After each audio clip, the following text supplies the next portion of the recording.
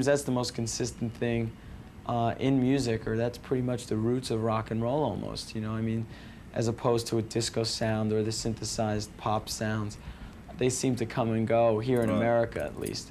The kids like guitars, you know, and they like a lot of harmony, and they like the driving live sound, you know, as opposed to seeing maybe a synthesized band where if you were to see it live, you'd almost say, I should stay home as I do. I know I've had a successful show. Right. Because I find with a lot of those synthesized bands, you know, with a bottle of Perrier on the stage saying, well, this is wonderful, that's not what I'm all about, you know. Right.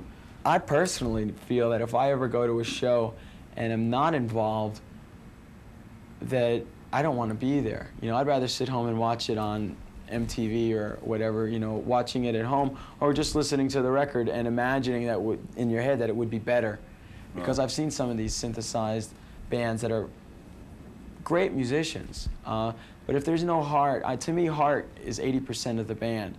I mean, I would rather play with guys that are only 80% of the greatest musicians around, you know, as opposed to those amazing musicians who have no feel, who don't know that if I decide to take something off into a different direction, if I just decide to go off on a solo or something, my band knows that I'm going there. They all have that just natural rhythm of what's going on, like somebody like a Springsteen.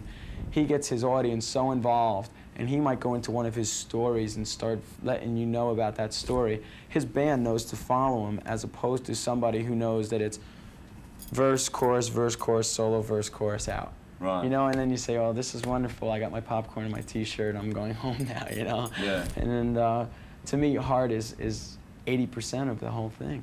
All right, well, we wish you luck. Thank you. We look forward to breaking in the charts in Australia and then coming down. I'd love to. You'd like that audience. All right. An AC/DC homegrown audience. All right. Wonderful. Thank you.